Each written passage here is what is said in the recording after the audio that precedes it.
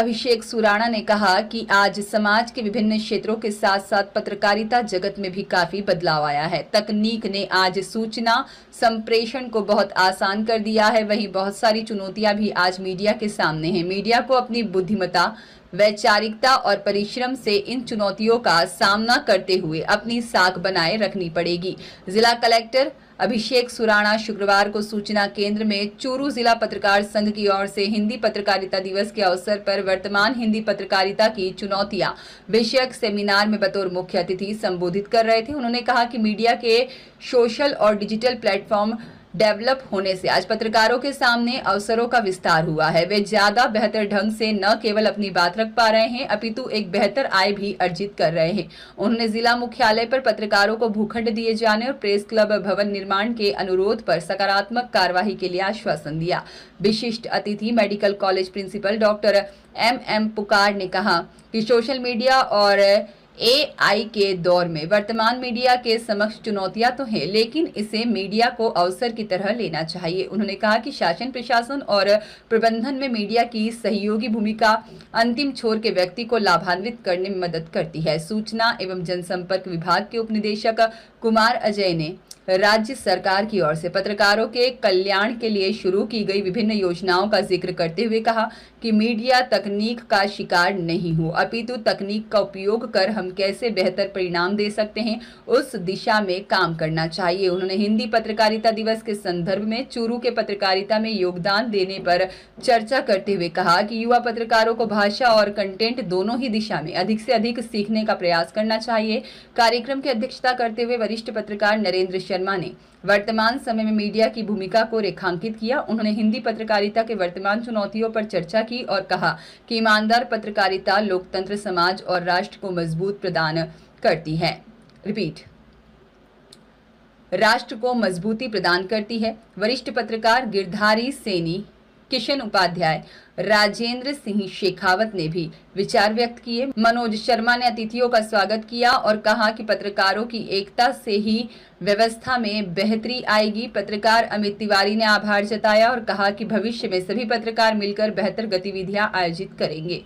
संचालन कुंज बिहारी बिरमीवाला ने किया और इससे पूर्व जिला कलेक्टर अभिषेक सुराणा, प्राचार्य पुकार और DDPR कुमार अजय ने दीप प्रज्वलित कर कार्यक्रम का शुभारंभ किया। इस दौरान APRO मनीष कुमार, राजमेस AAO भोम सिंह राठौर, राजमेस के सुगनाराम, नरेश भाटी और साथी आशीष गौतम, जमील अहमद खान, पवन शर्मा, देश दीपक करोड़ीवाल, साथ ही रवि सेन, जगदीश सोनी, देवराज लाटा, विजय चौहान, महेंद्र सोनी, विजय सारस्वत और शैलेंद्र सोनी, अख्तर मुगल और साथ ही सुनील कुमार, मोहम्मद अली पठान, संजय वर्मा, नौरंग खोत, साथ ही में महेंद्र सोनी, राहुल शर्मा, मदन दाधीच, विनोद सुधार, मनोज सोनी, मनोज मिश्रा, बाबूलाल राव, गजेंद्र चौहान, पवन कुमार शर्मा, नरेश पारिक, ललित चौहान, साथ ही राजकुमार नायक, नरेंद्र दीक्षित, रामस्वरूप प्रजापत, गिरधारी लाल प्रजापत, रामचंद्र गोयल, अभिषेक सरोवा, साथ ही मंगेज सिंह, संजय गोयल, विजय रक्षक, साथ ही बजरंग मीणा, धर्मपाल सिंह आदि मौजूद रहे। और पत्रकारिता के क्षेत्र में 1826 से लेके 2025 में हम लोग बैठे हैं। किस प्रकार के परिवर्तन आए, क्या क्या चीजें आई, उस पर रिफ्लेक्ट करने का समय है। हम जब मॉडर्न हिस्ट्री पढ़ते हैं छात्र होगा, लेकिन जो बेसिक इसको अंडरस्टैंडिंग है तो बार बार उसमें कई पत्रकारों का और कई जो आपके न्यूज़पेपर से उनका नाम आता है।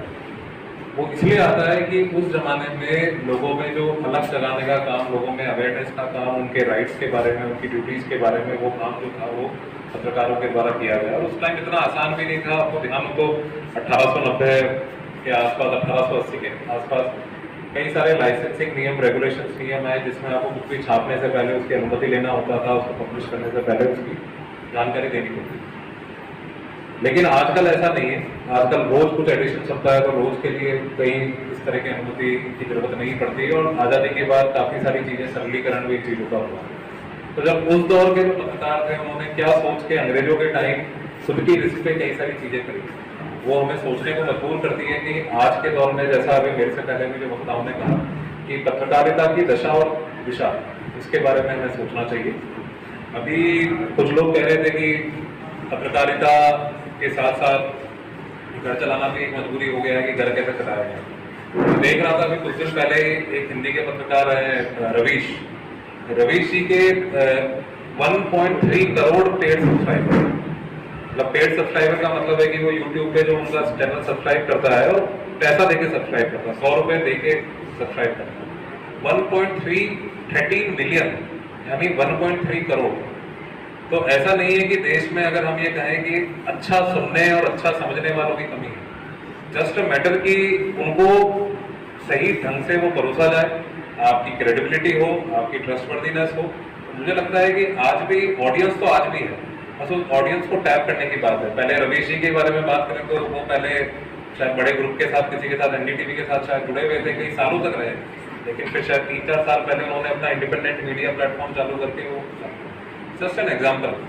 आजकल जो अभी हम देख रहे हैं कई सारे और जो नए जो ग्रुप्स जो निकल के आए हैं और जिस तरह की पत्रकारिता वो लोग कर रहे हैं, लोगों के विषयों को लोगों में किस तरह से रखना है, उसके बारे में वो किस तरह से काम कर रहे हैं, वो हम सब के लिए जो ट्रेडिशनल हम पत्रकारिता कर रहे हैं, हम लोगों के लिए देखने की और समझने की एक बात है।